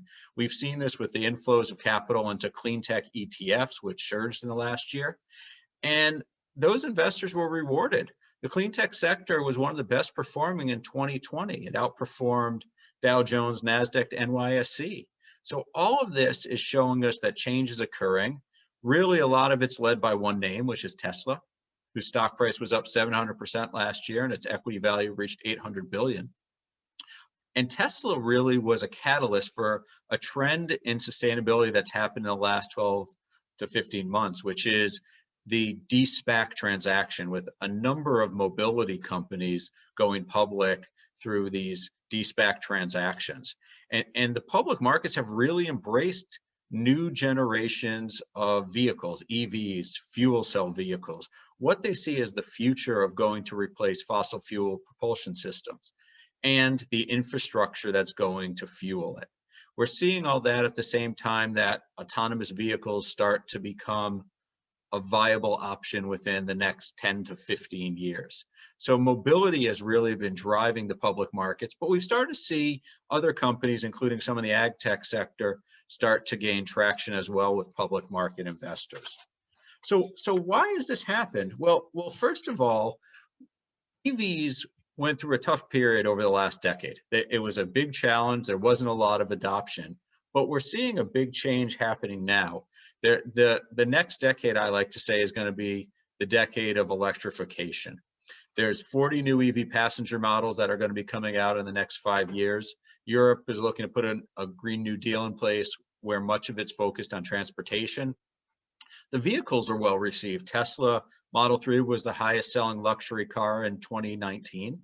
And we're also seeing people trying to figure out how they can take advantage of the future of EVs, whether it's retail institutions putting in charging to get people to come, or gas stations thinking about what the future is for them. All of that being said, we still have some issues. The biggest one being, where do you charge your EVs? Not everyone has the ability to do it at home, as well as who's going to pay for it. Is this going to be the utilities building it? Is this going to be private or public companies building it? There's a lot of questions out there that have to be answered before we see success in this area. But I think the promise of electrification is significant. What does it mean for ag? I think people have really not focused enough here, and I can understand why, with corn being at what seems to be highs of the past decade almost. We're seeing a real focus for people not thinking of the commoditization of the corn sector and now just taking advantage of the high prices. But the reality is 35% of corn is used for ethanol. An equal amount's also used for animal feed, but let's focus on EVs for the moment. EVs are tiny. Less than 5% of all new passenger vehicles sold in the US are electric. However, that number is likely to grow upwards of 50% in the next, let's call it 20 years. And many states, including where I live in California, have outlawed the sale of new fossil fuel vehicles after 2035. We've also seen GM, Ford, and Chrysler make comments that they're unlikely to sell fossil fuel vehicles after 2035. So the infrastructure between the manufacturers, the states, and consumers are really pushing for a change away from fossil fuel vehicles, which will have a significant impact on ethanol and the blending of it into gasoline. On a smaller point, also, we're seeing a growing increase of alternative protein, and we should expect that's going to continue. And again, that's going to put pressure on the corn industry in terms of demand. So now we're thinking forward, what does the US corn industry, and for that matter, soy, look like 10, 20 years from now if all of a sudden the demand is significantly below supply? Are we back to all-time low corn prices? And it's a topic I think the ag sector has not spent enough time thinking about, but will need to over time. There are some solutions. Farmers have new options of what to plant, whether it's crops that'll be using alternative protein, whether it's organics. There's also an opportunity to potentially use some of that in biofuels for next generation fuels or new export markets. But I think it's a topic the ag sector is going to have to start thinking about before we hit 2035, or they're going to be in a difficult position. So as we think about ag, I like to go back to what we've seen in the last, let's call it 18 months. So COVID had a devastating impact on the ag supply chain. I like to tell people, while the food and ag sector supply chain didn't break, it bent about as far as we'd like to see it. We saw tremendous issues with food waste, which led to rising prices. We saw farmers being forced to let crops rot in the field and milk go down drains because they couldn't get it to market, or it was in the food service sector rather than going to retail when food service went to very low levels. We saw other things that I think are going to continue for the long term, whether it's the growth in alternative protein, a lot of which was initially driven by concerns at meat processing facilities and a number of people there getting COVID and people's fear of could COVID then get down to the meat they were going to eat. We've seen challenges on centralized production system. We saw it to be inefficient, and decentralized systems are likely to emerge, like indoor farming.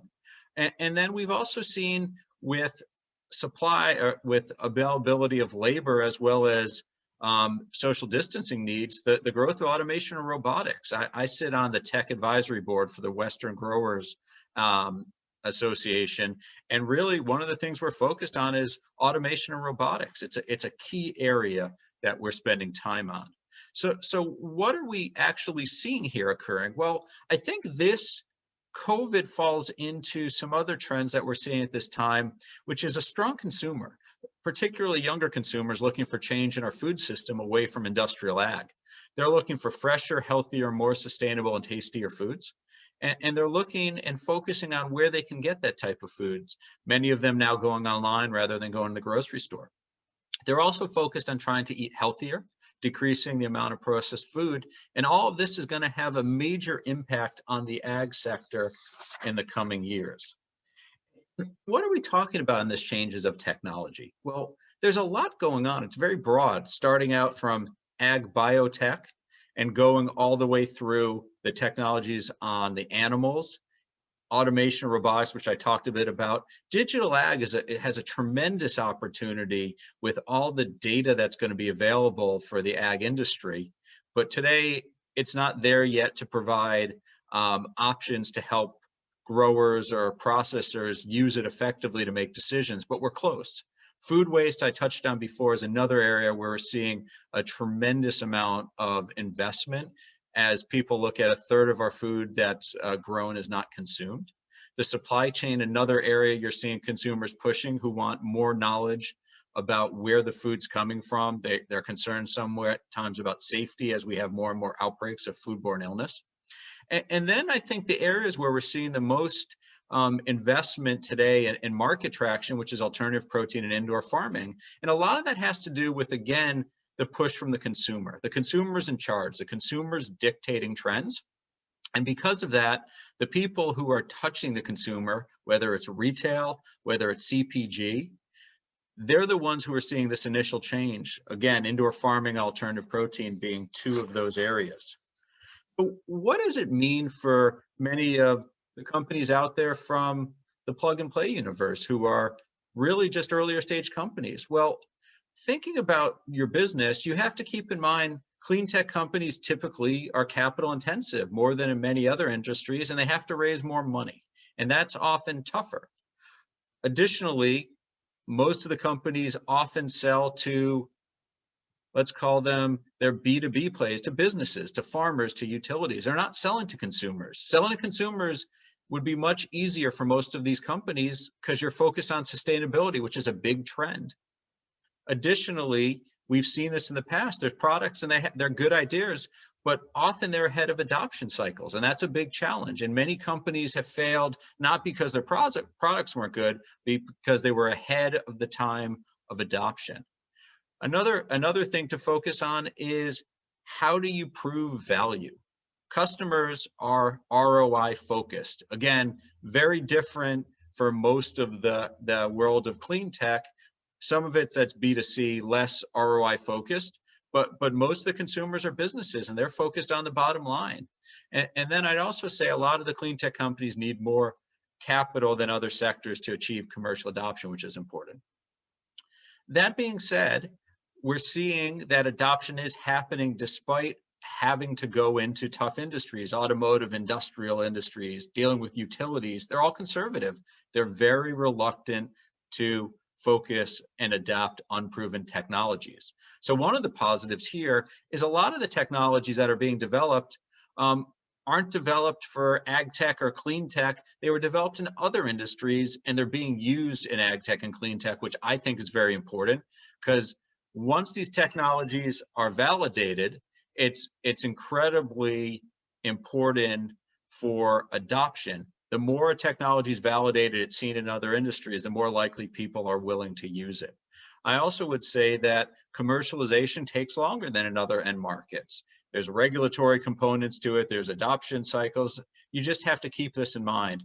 And then finally, it's not like these are new industries, as I've discussed before. These are industries where companies have existing relationships. Capital, name recognition, distribution are all important. New entrants that are typically unknown often struggle for market adoption. So what does that mean for you? Well, the positive is society is behind these technologies. We've seen, this is an example for ag and food tech, and other areas of clean tech show exactly the same. More and more capital is chasing what people believe is the future, which is sustainability. You're in an industry where we're seeing more and more interest, we're seeing technology being developed, and we're seeing a future opportunity emerge. And that's really important. The focus is, how do you develop your business? How do you scale your business? And how do you survive till you get to a place where you have commercial adoption? And once you are able to do that, there's no doubt, and we see this all the time, consumers are looking for new options that are more sustainable. And that's where the future is going.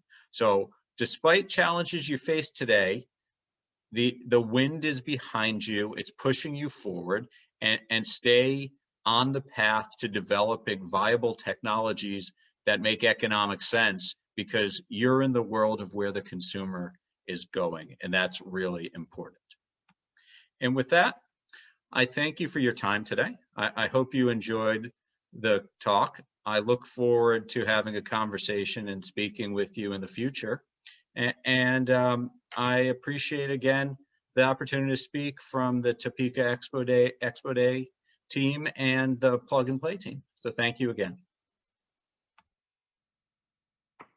We're so lucky to have Adam in his experience across the industries and the industry with the energy and how that applies to ag tech and animal health. It's invaluable just knowing that sustainability is such high on the market and that clean tech technologies and the crossover into the animal health world. So please utilize him as a resource as well. It's imperative that all of our industries and we have that collaborative mindset. I think that's what makes Plug and Play special. That's what makes our industry and our region special. So please continue to reach out to us with any other questions that you guys have. Next, we'll get started with our last batch of pitches in the energy section. So first up, we've got Hakeem with Ampcontrol. Ampcontrol is an AI-powered optimization software for EV charging networks to install more charging stations at a lower cost. Hi, I'm Joachim and I'm founder and CEO of Ampcontrol. Ampcontrol is a software to optimize the charging of electric vehicles. And we see that 90% of all fleet managers really want to electrify their vehicles. And this can be buses, passenger vehicles, trucks, or vans. They definitely in the next years want to make the step of electrifying ideally the entire fleet. However, they are facing here two problems. The first one is that if they cannot make sure that all vehicles are charged at the right time with the full capacity they need. So what happens if a vehicle is only at 70% charge, but the driver arrives and wants to leave? The vehicle has to wait and the driver leaves later, or the vehicle leaves with a reduced range. But why is it like this? Why do we have the problem? So if we take an example of logistic companies, they have optimized the entire process of the entrance of the vehicles, unloading, cleaning, parking, services, fulfillment, and the exit. Now, there's something coming in that they have never worked with, which is the charging. So they currently have that new process that is not optimized. And it's technically destroying the entire optimization and automation they have developed in the fleet. So at Ampcontrol, we asked the question about how if you find a software that can actually make the decisions for fleet managers, so we automate this entire process. And for that, we actually decided to build our own software that can do these things. So Ampcontrol is an AI-powered software that makes charging really self-managing. And what I mean by this, imagine vehicles are arriving and the vehicles are automatically being scheduled by Ampcontrol to make the decision to which charging station it goes, at what power it's charging, so how fast is it charging, and when is it leaving. And like this, you can coordinate multiple vehicles, up to hundreds and thousands of vehicles at one location, without that a fleet manager needs to make any manual decision. And we can ensure three things. We can ensure that vehicles are leaving on time, the vehicles are going to the right charging stations, so that means they can go either to a fast charger or a slow charger, depending on what we need. And thirdly, we ensure that they're leaving with enough energy, so they actually last the entire day or the entire trip they're going. So we don't only optimize the logistic and the automation in this EV fleet charging, we also reduce the total energy demand we actually need at this location. So by automatically scheduling and coordinating these vehicles at these depots, we can reduce up to 51% of the energy cost. That means we can reduce the total power demand for locations and ensure that you don't need as much energy as you actually think you need. But at the same time, we also make sure that your monthly energy costs are not too high, so you can still run a profitable business. But what are actually the three main benefits and how does it work? So the first one is the system can decide when a vehicle needs to charge fast and when it needs to charge slow. So for instance, we have two vehicles, one vehicle is leaving earlier and the other vehicle is leaving later. Ampcontrol makes the decisions for that. The second is we can mix different charging stations together without getting confused. So we can mix AC slow charging, DC fast charging, different range of fast charging, and we can still automate this entire process. So decide which vehicle goes to which charging station. The third point is we can work with existing systems. So we have, maybe as a fleet manager, you already have existing energy systems or fleet management systems for scheduling. And we can integrate these with our interfaces or your interfaces and then automate the entire process and not only the charging process. We are a team of engineers working with this problem. Myself, I'm a former energy consultant at PwC, and my CTO has a PhD in artificial intelligence and worked more than 15 years in software projects. Thank you so much for your attention. Talk soon. Thanks for joining us. So with the software, you mentioned that it's able to detect whether or not the vehicle needs the fast charge or the slow charge. Is that one of the competitive advantages that you guys have over everything else in the market? Hey, Lindsay, hope you can hear me. So definitely the market has been focusing first on the typical load management. So many problems fleet managers will face are not yet visible. But because we have been working quite close with OEMs, fleet managers already the past 2 years, we're a little bit ahead in these cases, for example. So our algorithms can do a lot more objectives, for example, multi-objective optimization. At the same time, for example, also that scheduling of a vehicle on the charger in case you don't have enough chargers and you have to prioritize vehicles or you have a different mix of chargers. Yeah, that seems like it would be a high priority just to make sure that you're optimizing everything. What does partner engagement look like for you guys? Sorry? What does partner engagement or corporation engagement look like for you guys? So what we like a lot is working directly with fleet managers who want to start very early in electrification. And then very often we go way beyond, let's say, providing a license or the interface to our system. That can be that we help them actually make a decision about how to use it, maybe even working with existing partners on the hardware side, on the vehicle side. And this is where we have seen good progress and success in the last 2 years. Yeah, that's amazing. Well, thank you guys for joining us. We're excited to see you guys and know that you guys will have great success. Thank you, Lindsay. Thanks. Up next, we've got GBatteries, co-show GBatteries. GBatteries is on a mission to enable electric vehicles to charge as fast as it takes to fill up a tank of gas. Hi, my name is Konstantin, and I'm here today to talk to you about GBatteries, where we're able to charge lithium-ion batteries faster than conventional way without damaging the battery, all by the means of a software-based charging protocols. We started back in 2012 working on extension of life of batteries. We actually built our own consumer product, which was a battery bank that had a fantastic life in it. What we realized that nobody really cares about the life of battery until the battery is actually dead. And as a result, we ended up adding state-of-the-art tech to our long life of the battery by combining something that impacts the life, which is rate of charge. So we had long life, we combined it with long life, Combine those together, we've got a fantastic solution right now. To get there, of course, we raised funding from top-tier Silicon Valley investors. We are a plug-and-play company. We are a Y Combinator company. One of our largest strategic is Airbus Ventures. And of course, we have a tremendous support from Canadian government. That's exactly where we are located, in Ottawa, Canada. We have built the rocket ship hardware that enables us to achieve the results that we have achieved, and something that I'm going to present to you. And of course, we built a state-of-the-art battery lab where we were able to test tens of different types of battery cells. There's probably tens of thousands of hours of cycling of those batteries. One of the latest demonstrations is on a scooter that I'm going to show you later in this deck. And of course, we have a number of pilot projects on the go with leading car manufacturers and battery cell manufacturers as well. So let's get into the tech. Why is it difficult to charge lithium-ion batteries? Starting with battery 101. So any battery, whether it's our cell phone, our laptop, or our car, we start with 100% capacity. As we charge and discharge the battery, which is cycles on the horizontal line, we're starting to lose that capacity due to the irreversible chemical reactions that are taking place within the battery cell. Usually when we reach about 80% of the original capacity of the battery, we are considered to be at the end of life. When we try to charge batteries faster, we reach that 80% at end of life much sooner.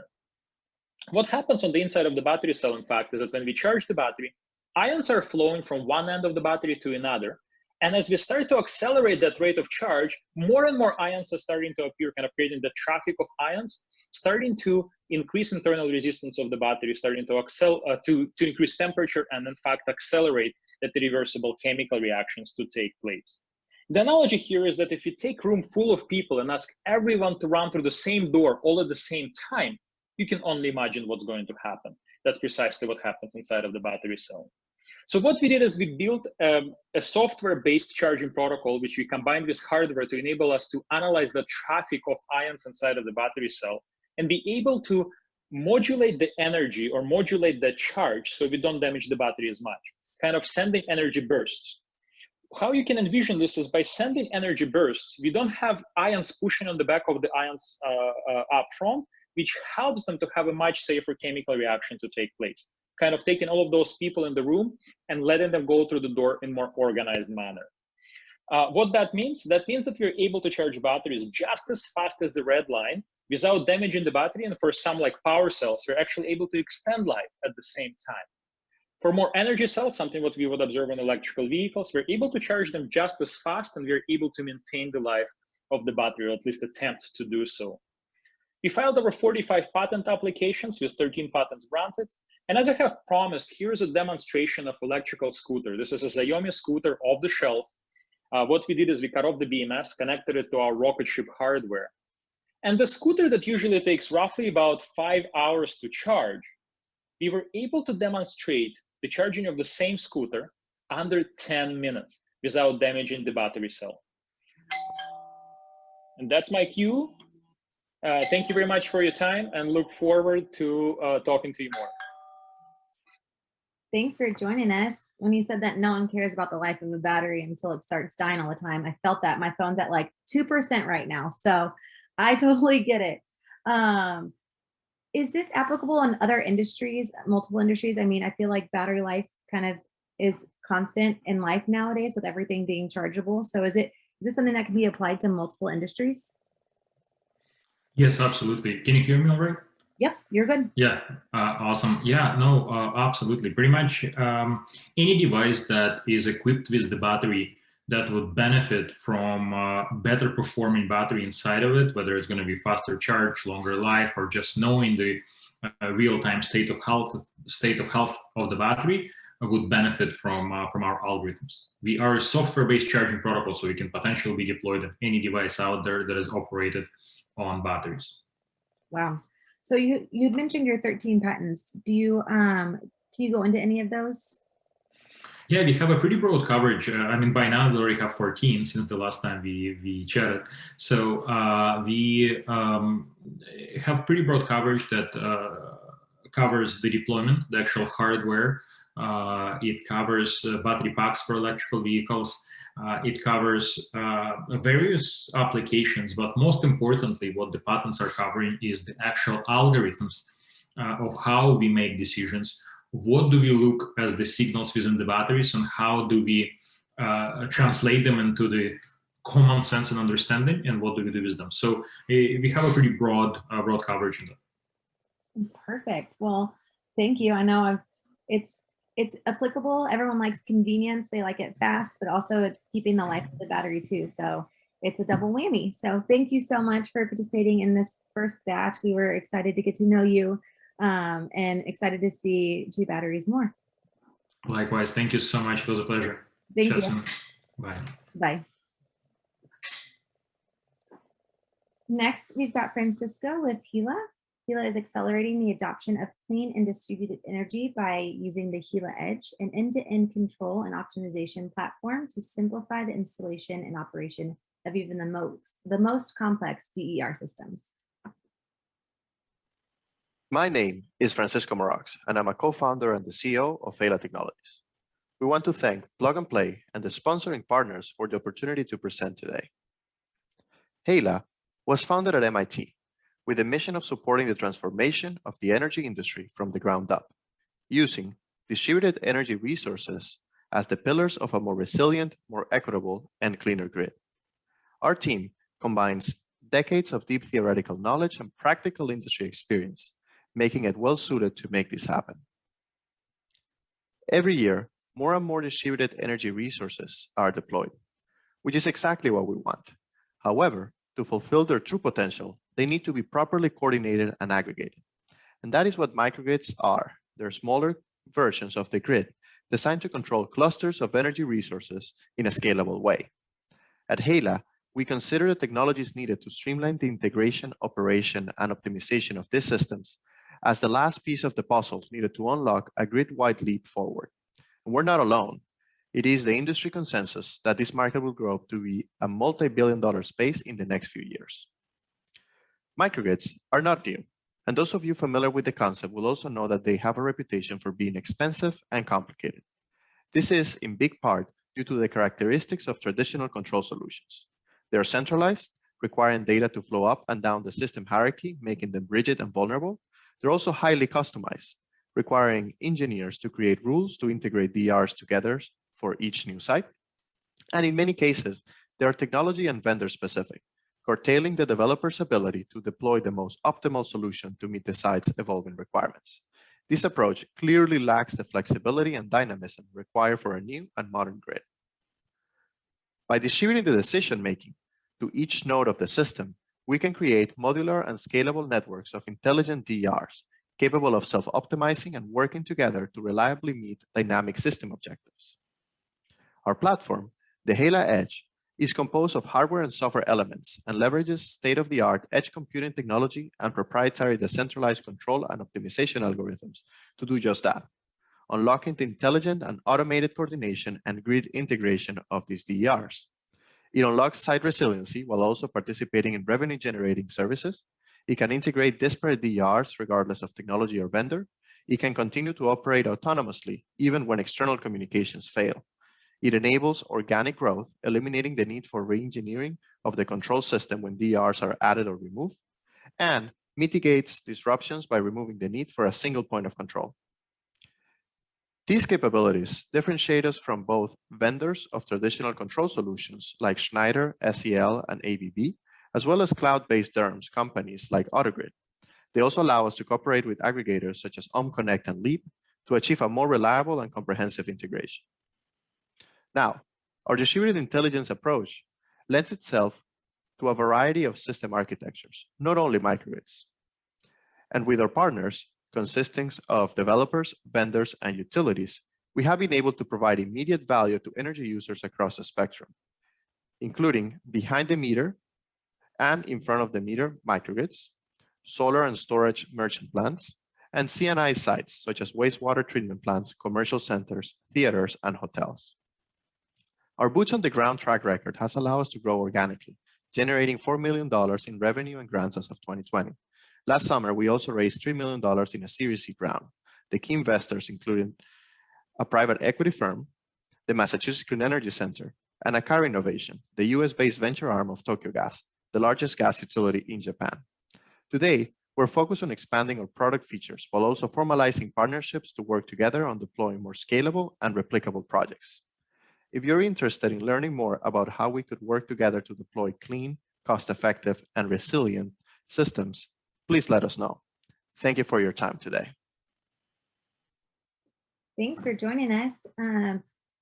I know there's quite a bit that you guys have going for you between the organic growth, this scalability aspect of it, the cost effectiveness of it. Kind of what would you say your most competitive advantages? Yeah, I think the most competitive advantage is the fact that we can work with very large numbers of DRs and grow these type of systems that thus far have been used in single buildings, remote implementations into a much larger deployment. So very large CNI sites, very large residential communities. So we're talking about microgrids of potentially hundreds and maybe even thousands in the next few years of energy resources. Yeah, I think that really does the scalability where you're able to do kind of multiple, like into the thousands, as well as just, the smaller side of things as well.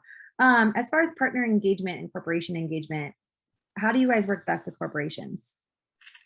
Yeah, so there is several ways we can work with corporate partners. The first one would be if you are a commercial and industrial company, obviously you can work with us to overhaul the way you produce, store, and use energy in your installations.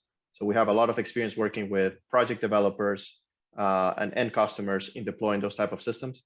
And then the other way that we can work together is if you're a utility and you're looking to overhaul your in front of the meter infrastructure by adding distributed energy resources. We have a lot of experience on that area as well. That's great. Well, thank you so much for being a part of our first batch. It was really great to get to know you guys and excited to see some of these opportunities that you guys have going forward.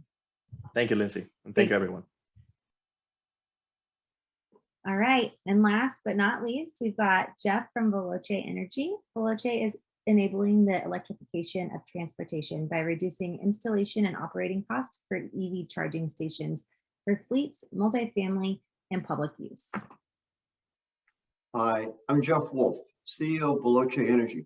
We are enabling the electrification of transportation.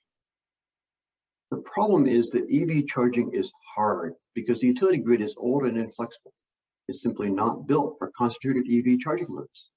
Installing EV chargers is complex and expensive. Eventually, we're going to run out of CapEx and utility engineers to design upgrades, and that eventually is coming very fast. And right now, top priority for utilities is reliability, reliability, reliability. Everything else comes in second place. So Veloce Energy is taking a different approach. We're looking to make EV charging easier by leveraging the existing grid. We do this by using grid edge batteries and modular scalable systems that fit different kinds of EV charging needs and work them into the existing grid and leverage that grid to let us quickly and less expensively install EV charging. As the Switzerland of EV charging, we don't make the EV chargers themselves. We make the grid edge purpose-designed batteries which fit on the EV charging island and the overhead power and communications distribution system, which connects to any brand, size, type of EV charger and lets them be installed and changed out easily. We also can put in batteries, expand that battery capacity afterwards, and add more batteries in easily and expand the system out. Overall, we should save about 50% on the CapEx of a EV charging station and 30% on the OpEx. The core of our system is the V-Port battery energy storage system, which is modular, power dense, and safe.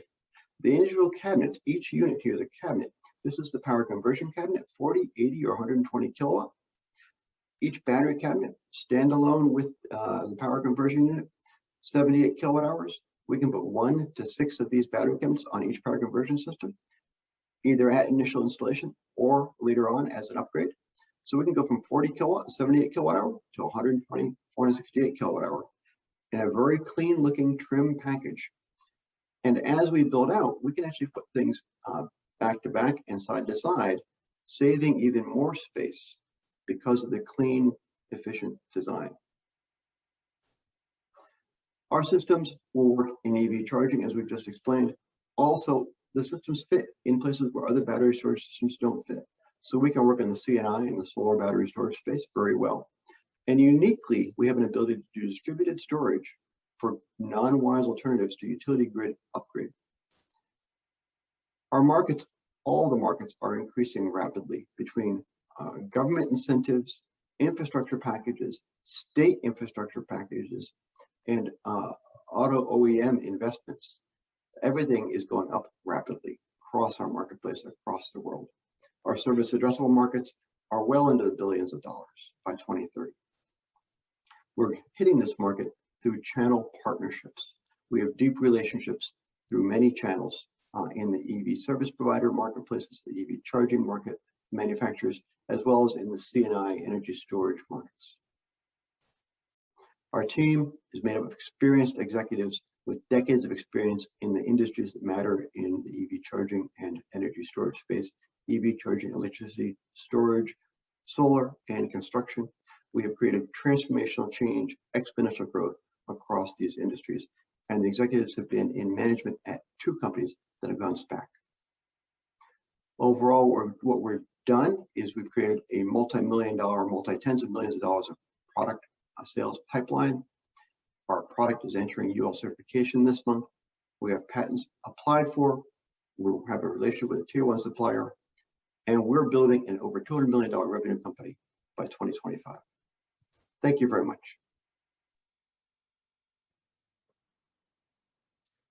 Hi, Jeff. First of all, I can really appreciate the Legos for EV charging. That makes so much sense in my head. So thank you for that analogy. I think it's a really great one that is helpful for many of us. So leveraging the existing grid, is that something that is unique to Veloce, or kind of what sets you guys apart is that's being able to really plug into things that are already existing and not having to do a huge overhaul? Yeah, it's the small scale, the power density and Lego style, the modularity of the system that let us do those services so we can fit in places where others can't. And so that lets us do the distributed grid upgrade at the utility pole, say. It lets us do batteries at the parking lot margin. That power density and modularity doesn't exist in other battery energy storage systems in the marketplace today. And then are you in the CI and solar industries currently, or is that kind of phase 2? So we've been pulled in there by a couple of the major C&I players. Our Chief Commercial Officer, Randy Plumby, was formerly VP of Sales at STEM.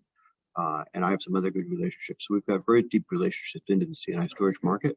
And it turns out that the product we designed for EV charging solves a lot of the problems that Randy found in the C&I storage space. Well, that's convenient. So kind of what's next for Veloce? I think you guys are just about to open up a funding round. Yeah, so we're our product is in UL now. It's not about to be, it's actually in UL. We'll get that product done through UL in June. The team's done 30 products through UL in the past. They know how to do this. And we are, as you say, we are in a funding round. We're raising $1 million seed round right now. It's partially committed, but we are looking for a few more investors. Wonderful. Well, we're excited to keep up with you and see where you guys go. So thank you so much for being a part of our first batch. It's been a pleasure to be part of it. Thanks very much. Thanks, Jeff.